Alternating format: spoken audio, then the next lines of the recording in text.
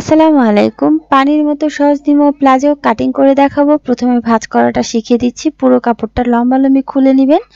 লম্বালম্বি এখানে আমি খুলে নিয়েছি। এখানে এভাবে করে ভাঁজ করে দিয়েছি। একটা ভাঁজ করার পর আরেকটা ভাঁজ করে দিচ্ছি। 2 গজ 4 গিরা কাপড় বন্ধ সাইড থেকে প্রথমে আমি মেজারমেন্টগুলো করে দিব। উপরের দিক থেকে লাইনটা সমান করে নিতে হবে। দেন রাবার ভাঙার জন্য এখানে আমি ধরে নিচ্ছি 2 ইঞ্চি কাপড়। রাবার ভাঙার মার্কিং থেকে নিচের দিক থেকে লম্বাটা ধরে নেবেন। লম্বা দিচ্ছি 38 ইঞ্চি পরিমাণ এবং নিচের দিক থেকে আরো হাফ ইঞ্চি বাড়তি করে নিচ্ছি। যতটুকু কাপড় ছিল ততটুকু কাপড় ইউটিলাইজ করার চেষ্টা করছি। এখানে লাইন করে দিচ্ছি। নিচের দিক থেকে 2টা লাইন করার পরে কোমর ধরে নিব। হিপ যত ইঞ্চি হবে তার 4 ভাগের 1 ভাগ নেবেন।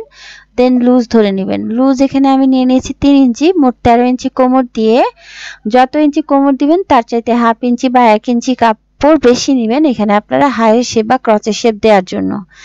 লাইন করে দিতে হবে এবং আমি 1.5 ইঞ্চি কাপড় বাড়তি নিয়েছি হাই শেপ দেওয়ার জন্য। 1.5 ইঞ্চিতে মার্কিং করার পর হালকা করে একটু শেপটা করে দিতে হবে। মহড়া দিচ্ছি 11 ইঞ্চি পরিমাণ এবং মহড়া নেওয়ার পর এখানে আপনারা হাফ ইঞ্চি কাপড় এক্সট্রা নেবেন সেলাইয়ের জন্য। এভাবে করে মার্কিং করে দিয়ে শেপ স্কেল দিয়ে খুবই হালকা করে একটা শেপ করে দিচ্ছি।